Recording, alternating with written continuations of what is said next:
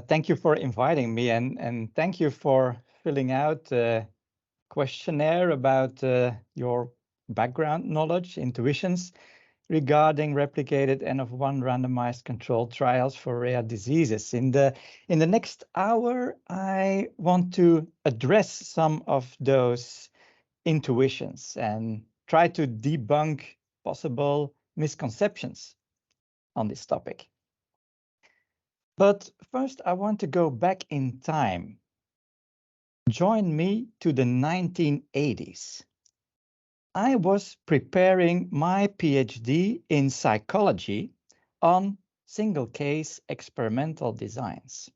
And to my great surprise, in the New England Journal of Medicine, an article appeared with the title, Determining Optimal Therapy, Randomized Trials in Individual Patients.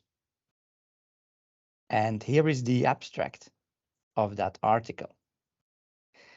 I first thought, this is old wine in new bottles, because over more than 100 years, experimental psychologists were using those individualized experiments. But I soon realized that this article might be a major breakthrough because of the high quality of the paper itself and the prestige of the journal, of course, but also because of its convincing arguments, because this might be the start of spreading this methodology outside of experimental psychology into medicine and other health sciences. And after all, the first author, Gordon Guyatt, is also the founding father of evidence-based medicine. So let's look a bit closer at this abstract because it already contains many of the features that I want to talk about today. It contains a problem, a possible solution, some of the peculiarities of this solution, and the ultimate goal of the approach. What is the problem? And I highlighted that part in the abstract. RCTs are the gold standard, but first, for some clinical disorders, they are infeasible. Think rare diseases. Second, it is difficult to extrapolate the results of an RCT to the individual patient who is in front of you for a consultation. That is, the generalizability of group results to the individual is not guaranteed. The solution is in there. A double-blind randomized trial in which a single patient undergoes a series of pairs of treatments consisting of one active and one placebo or alternative treatment per pair, with the order determined by random allocation. It also contains some particularities, like you need very specific and observable treatment targets, think complaints or symptoms, and the trial is continued until efficacy is established or disproved.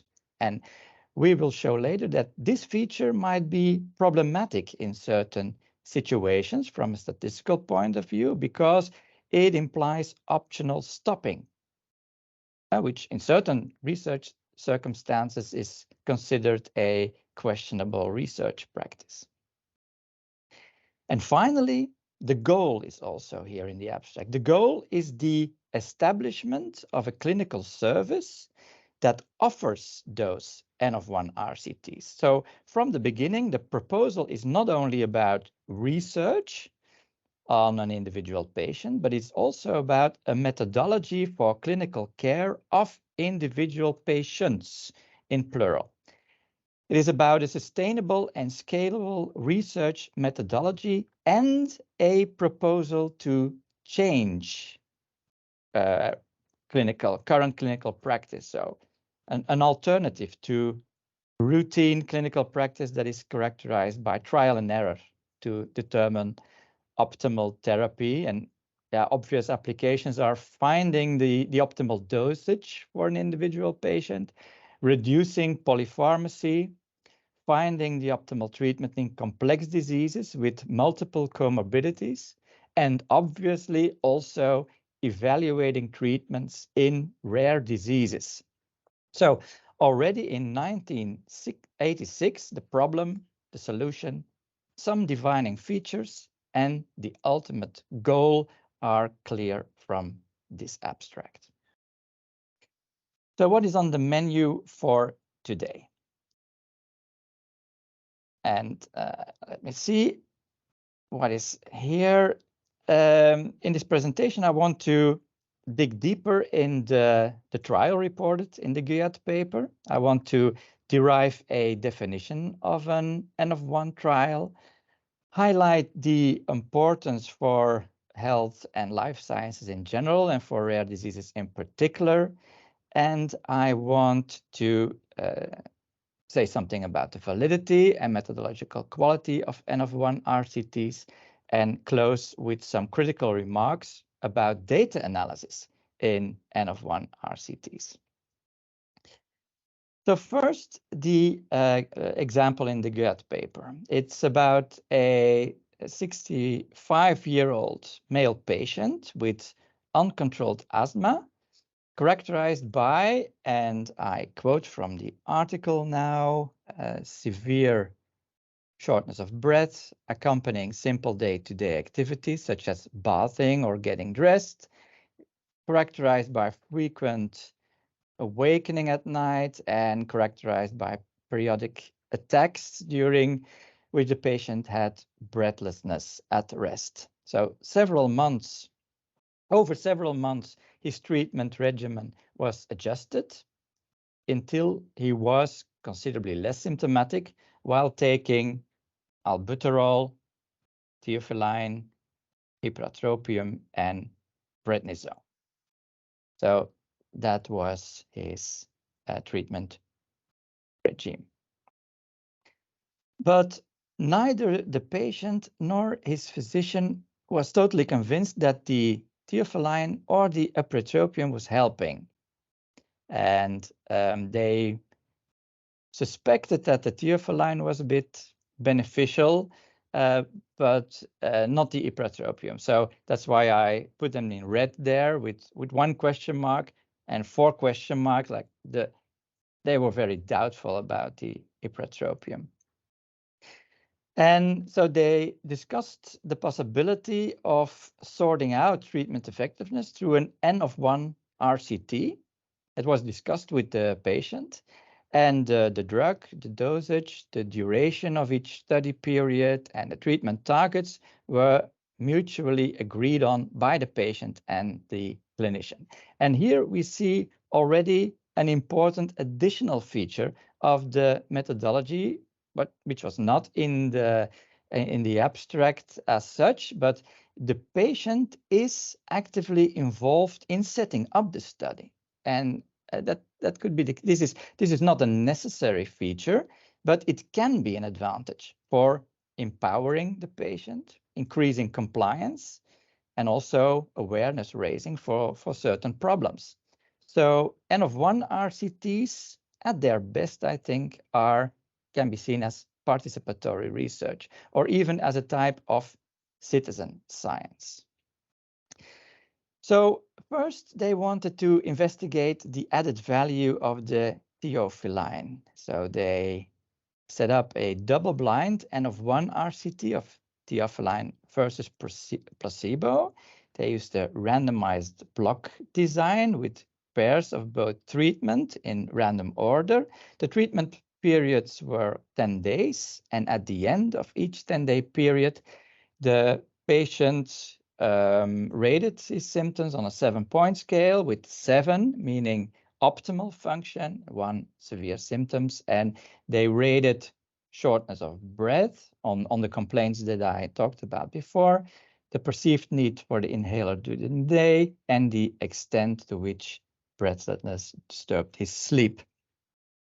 So this trial has some features that we tend to associate with group comparison designs, but now applied to the single patient. It is double-blind, it is randomized, and it is placebo-controlled. And these are the results for the first 4 periods. So the first 2 columns are, and we don't know yet, but it is active placebo or placebo active. Those are the 2 first columns. And I deleted the column headings and leave it up to you. What do you think is the order? So we have 2 pairs. What is placebo and what is the active medication? The patient reported that he was feeling much worse during the first period of each of the 2 pairs completed. And both he and his physician felt confident that the period 2 treatment or the period 2 treatments, that they were superior. And see, all the scores are higher in the second column for each pair. But also an important consideration. Now I quote from the paper. At this point, it was decided that it would be unfair to ask the patient to undergo another pair of blinded treatment periods. So optional stopping here. So they decided to break the randomization key. And this is the result. Surprise or no surprise, the patient was better on placebo. So they decided to stop the drug, and the patient felt considerably better. So Kuyat mentions in retrospect that the theophylline was probably contributing to reflux at night and partially inhaling that reflux.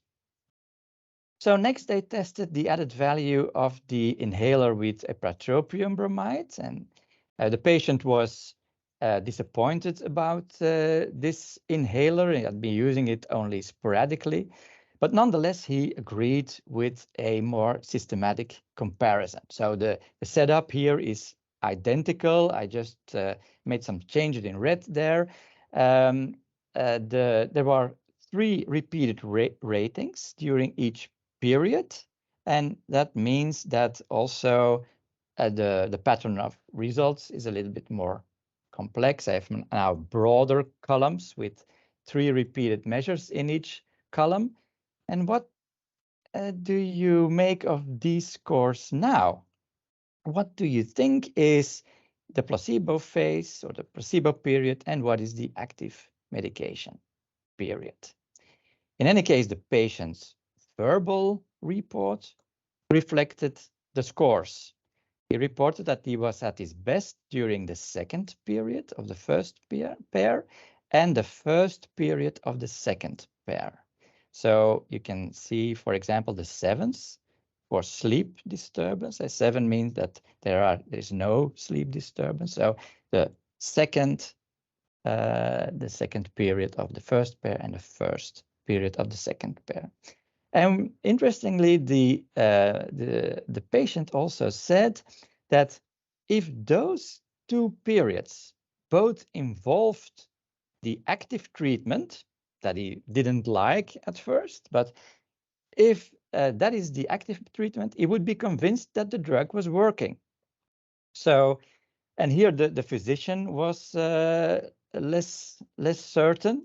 He suggested at least 1 more pair, but the patient refused here.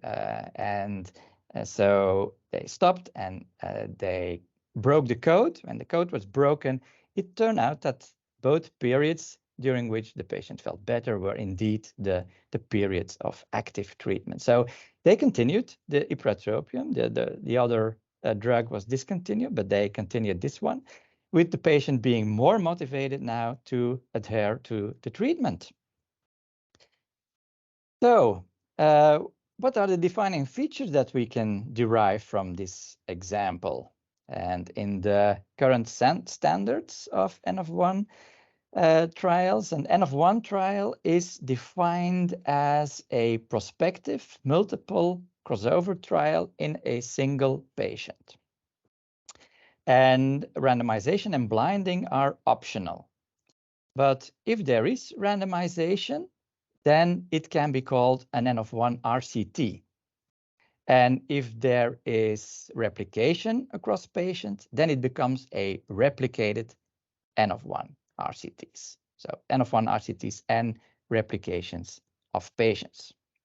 And these kind of designs, they have to be distinguished, or there's it's not the same as just qualitative case studies, of course, and you can see from the example, or case series, case reports, observational time series studies, because it's real quantitative research with quantitative outcome measures and with a manipulated independent variable. It's not just observational study like in time series.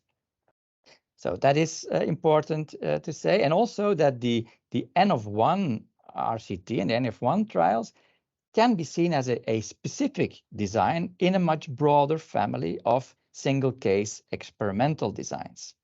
And this is what the next picture shows.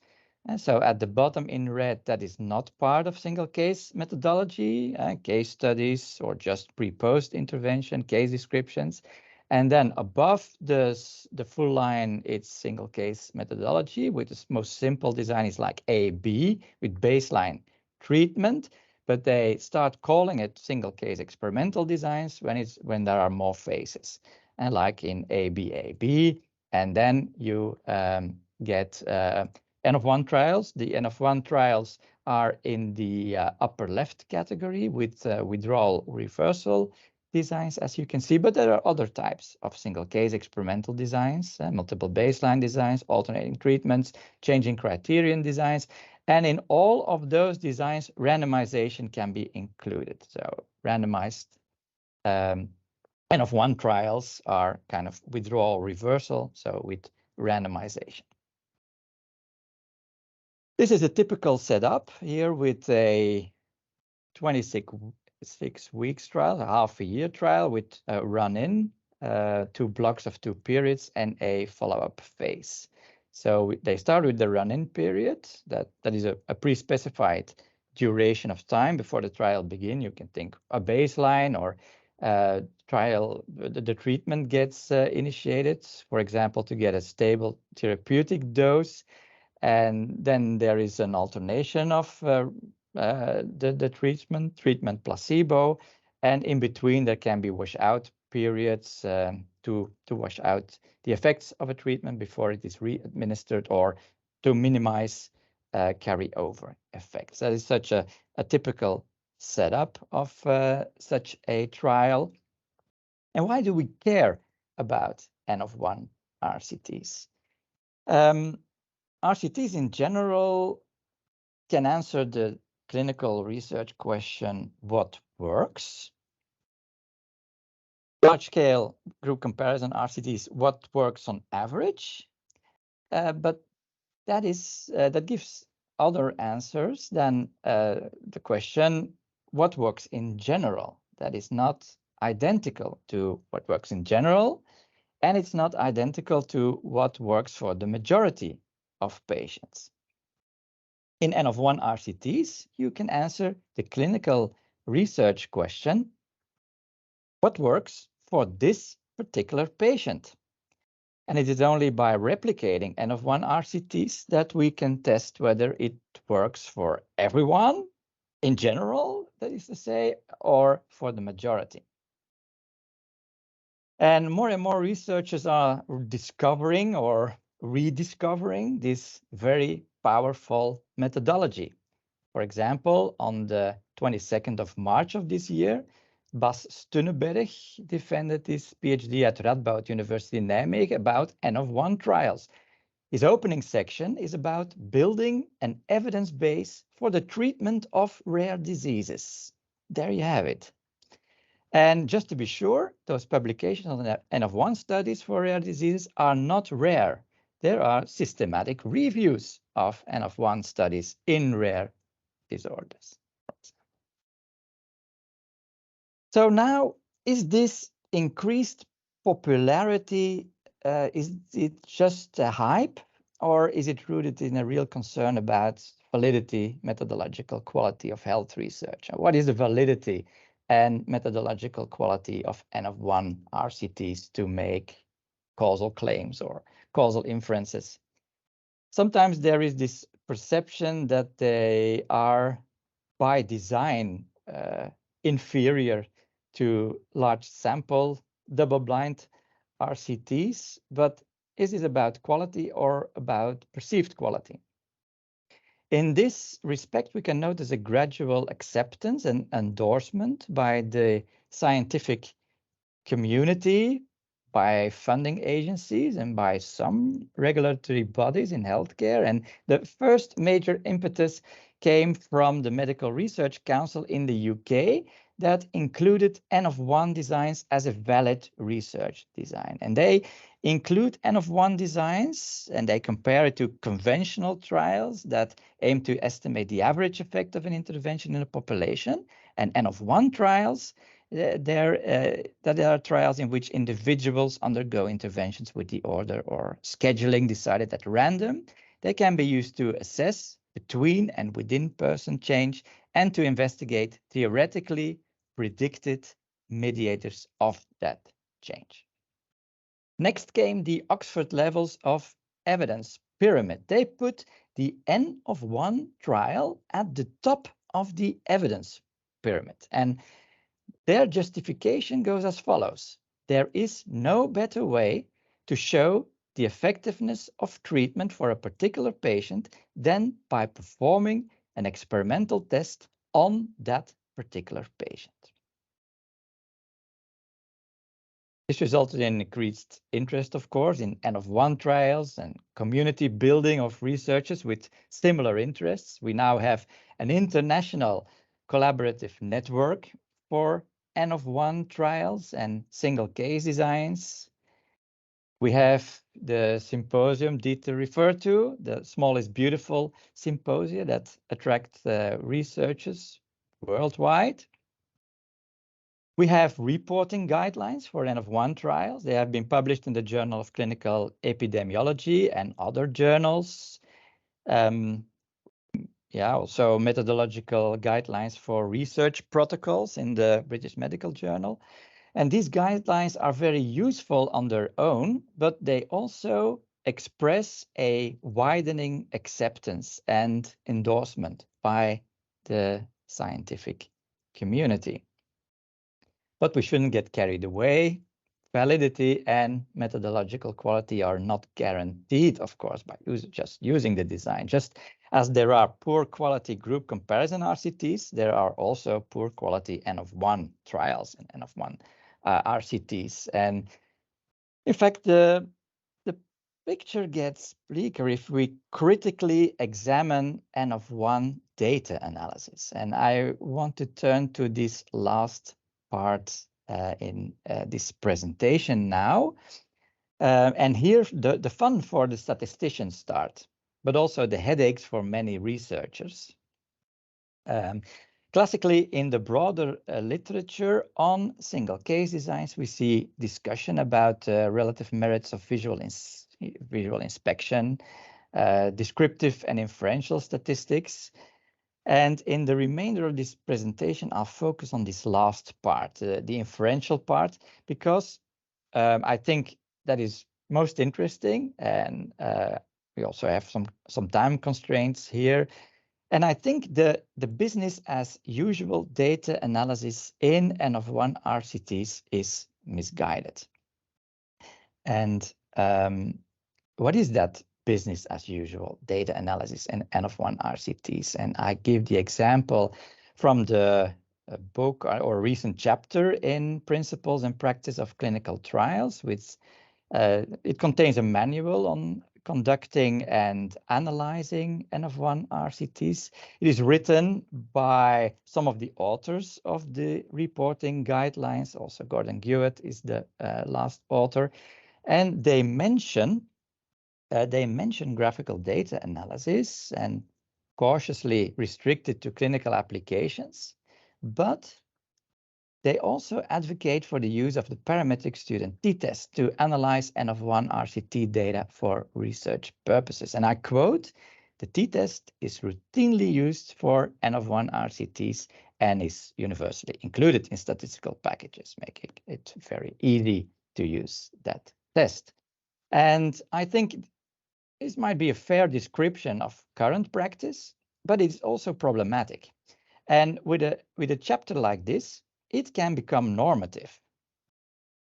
And how do they proceed? Luckily, Mirza and colleagues are very clear and transparent about their procedure, and they give the following worked out example. In the example, you have a comparison between placebo, that's the circles, and active medication, that's the triangles.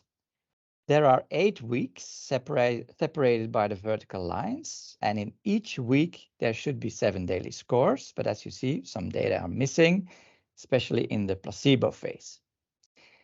Patients seemed to feel worse in the placebo week and stops reporting there. So the 2 weeks make a pair, that is the block, and for each block it is determined randomly which condition comes first. And so the randomly picked schedule here is PA, AP, PA, PA. The first step in their procedure is to compute an average score for each week and use these averages as the data. And separate the blocks by vertical lines now, and these are the pairs in this graph. And next, they put the difference scores between active medication and placebo in a graph. They compute descriptive statistics, and they perform a two-tailed paired t-test. They arrive at a p-value of 0.016, and with a preset 5% significance level, they conclude that there is a statistically significant difference in mean scores for this patient. What are the problems? What are the problems here? And what are the problems with the routine use of parametric t-tests in the analysis of N of 1 RCT data? First, the pairs are not independent. So they propose a paired t-test, and the paired t-test deals with the dependence within pairs, but there is also a potential dependence between pairs because it's time series data. Second, the distributional assumptions of the test are usually implausible and difficult to test or to demonstrate. And we cannot routinely assume a normal distribution. We cannot rely on the central limit theorem because the number of data points is usually small. Other problems are not always present, but in this example, if you have repeated measurements and you average within a period, in this case within a week, then the day-to-day variability within that week is ignored. Furthermore, the missing data are ignored. And in this case, the missing data were informative. They occurred in the placebo phases only. Most of the time, there is optional stopping, as recommended in the 1986 paper already. And in this chapter, Mirza and colleagues write, and I quote, "Review of the evidence collected after 2 or more pairs of periods can help determine whether to conduct further pairs." So it's like sequential testing. And these 5 problems taken together are serious problems, I think. And if you want to be at the pinnacle of the evidence pyramid, then also the data analysis strategy should be rigorous. And the main argument that I want to make is that we have to take a step backwards here and critically examine our assumptions. Certainly, we have to move beyond the t-test. The first question we need to answer is, do we need statistical inference? And what is the statistical inference about? What is the statistical inference about if there is only one patient? So we have to reframe the population sample kind of thinking we are used to. Now the population is the potential measures that one particular patient can generate over time. The sample are the observed measures. So notice that the sample size is not equal to 1 by following this. The sample size is equal to the number of repeated measures, implying that the term N of 1 trial in itself is a bit of a misnomer. If there is a manipulated independent variable, then the inference can be about causality. So it is not a classical sample to population inference, population of patients, but it is a causal inference. And several statistical models are proposed in the single case literature. They all have advantages, disadvantages, but I think they are certainly more appropriate than the simple linear model underlying the t-test. We have segmented linear, nonlinear regression models, interrupted time series models, multi-level models to do a meta-analysis of N of 1 RCTs. We also have to ask a question, and which inferential procedure do we use? What inferential logic can be applied? You can do ordinary least squares, maximum likelihood criteria. There is this design-based approach with randomization-based inference, or there are also many proposals to do Bayesian inference for N of 1 RCTs here. And as Dieter already indicated, I really like randomization-based inference. I like it also for, in general, and certainly for N of 1 RCTs, because these techniques are directly based on the physical act of random allocation of the time points to the treatments. And they work with any statistical model, and also the assumptions are limited. And I think they are easy to justify in many situations. They are also a bit underused and underrepresented in statistics courses. So I want to counter that a bit with going into that part and demonstrate randomization-based inference with the Mirza data. So with the same data that they used the paired t-test on. So these were those Mirza data. And now suppose that there is no difference between active medication and placebo. Call this the null hypothesis. What is the probability to obtain this pattern of differences in favor of the active medication, given that the null hypothesis is true? So what we first need there is a measure for this pattern of differences, and that is we need a test statistic. And suppose that we just use the t-test statistic as in the Mirza example, but we could also use a difference between means, which is an equivalent test statistic in this case. And the observed t-value is 5.10.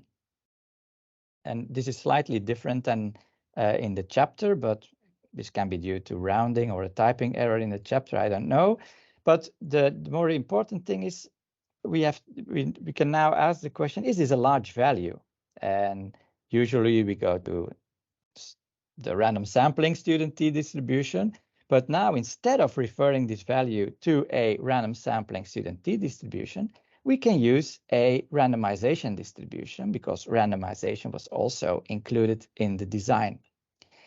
And to demonstrate this logic, I can rearrange the data in the following way, and I respect the actual order now of active versus placebo alternation. And so there was active placebo, and then placebo active placebo again, active placebo with the means there for each week. If the null hypothesis is true, then we would have obtained the same scores in this same order, whatever the treatment assignment was, A or P, whatever the treatment assignment to the measurement occasions was. Because under the null hypothesis, A is equal to P. And so the scores wouldn't change under any alternative assignment. So under the null hypothesis, the data are fixed. So this is a fixed sequence of scores. and the only random element is the random allocation of the treatment conditions. We know beforehand for such a design that there are 2 to the power 4, this 16 possible of those random assignments. So those are 7, 8, 9, 10, 11, 12, 13, 14. So those are all the possibilities. And we just observed one. We picked one of those random assignments and observed the data. And now, under the null hypothesis, this allows us to compute a conditional probability because we can compute what the probability is to obtain an observed t-value of 5.10 or larger if the null hypothesis is true. And if we want to perform a two-tailed test, as in the chapter, then we also have to look at t-values of minus 5.10 or smaller. So this amounts to the calculation of 16 t-statistic, one for each possible random assignment and ordering them. And this is now our newly generated reference distribution called the randomization distribution. And the observed test statistic is located within this randomization distribution. The p-value is equal to the number of test statistic values that are equal to or more extreme than the observed value, divided by the total number of random assignment possibilities or the number of test statistic values that correspond to each of the random assignment possibilities. And p equals 2 divided by 16 or 0.125. So not statistically significant at all. This can become computer intensive, of course, for large data sets because you have to repeatedly perform the test for each possibility. But luckily, statistical software can make it very easy for you, certainly in this case with a randomized block design. In fact, with the combinatorial inference package in R, a randomization t-test is as easy as a parametric t-test. And I show you the code, just one line, and the output in that package with the same result, 0.125. So we dealt with the randomization feature, but what about replications? What about replicated N of 1 RCTs? And you have replicated N of 1 RCTs, and you want to say something about all N of 1 RCTs combined together. The most accurate non-parametric combination procedure would be here to use a one-step procedure in which you multiply all the possibilities from the different trials and you perform an omnibus randomization test. And is even more computer intensive.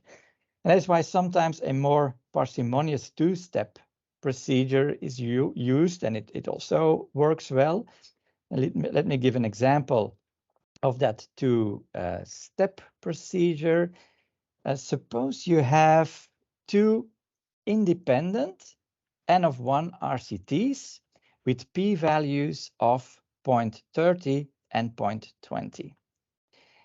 You can now define a combination rule for the p-values and compute a tail probability for this combined p-value. And here I've taken the sum because that is the most simple combination rule. So the 0.50 sum of the 0.30 and 0.20. And we can compute the tail probability. What is the probability to obtain such a small sum of p-values?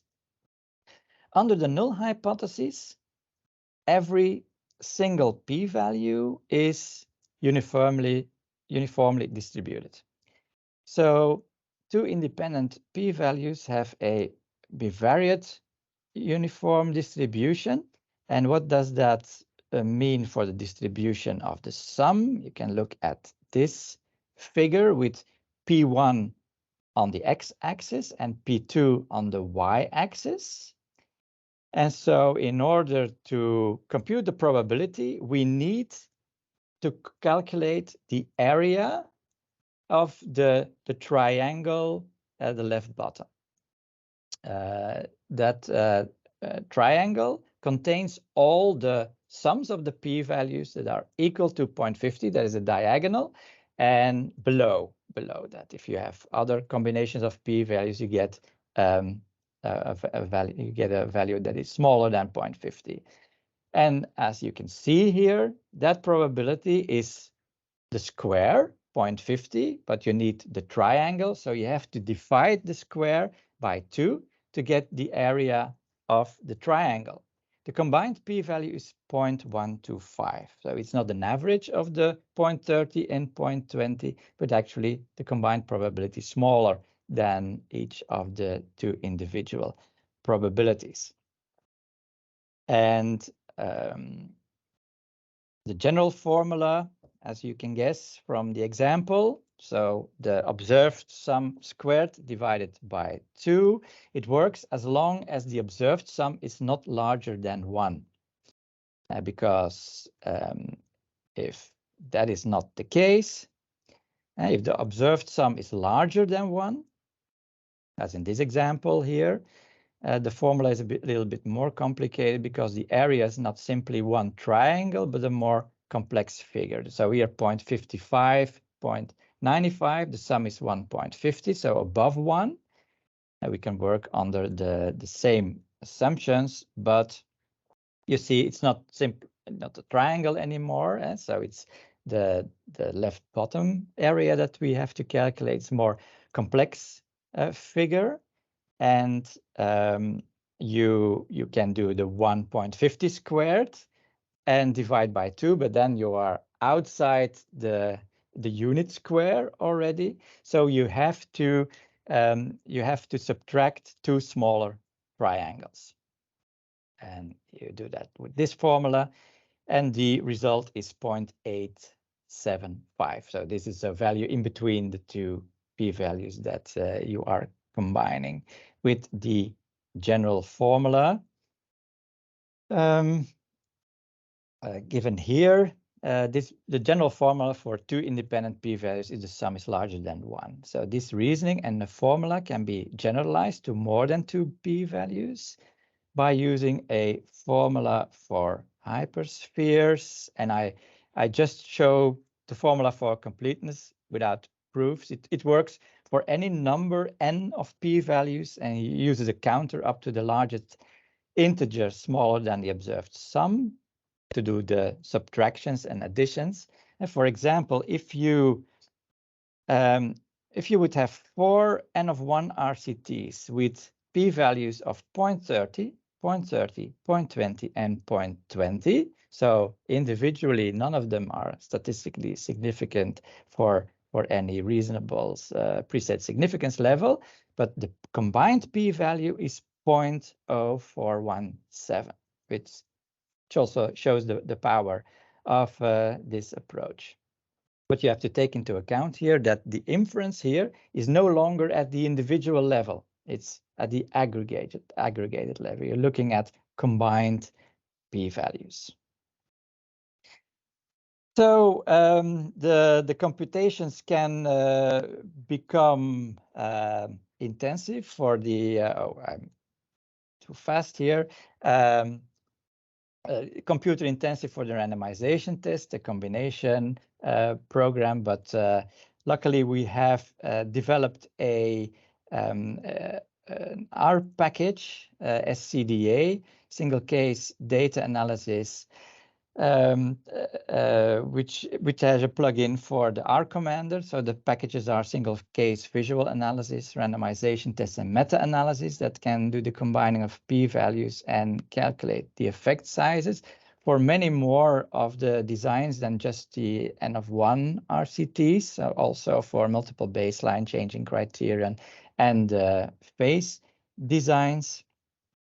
And recently, my doctoral student, Tamal Kumar De, developed a Shiny web app, SCDA, which single case data analysis that works with any browser without installing R. And let me show some features of that. The Chinese SCDA, and contrast it to the problems with the paired t-test approach. So that randomization test does not assume independent data. The randomization tests included in Shiny SCDA are distribution free. The variability within a period can be included by using other designs, and also missing data are taken into account, even missing or data missing not at random. And Tamal has some recent publications on that topic and simulation studies that show the validity of the approach, even if data are missing not at random. Optional stopping is not yet included, so that is work in progress. Conclusion of my presentation here. Replicated N-of-1 RCTs have a long history, but only recently have been gaining popularity in the health sciences.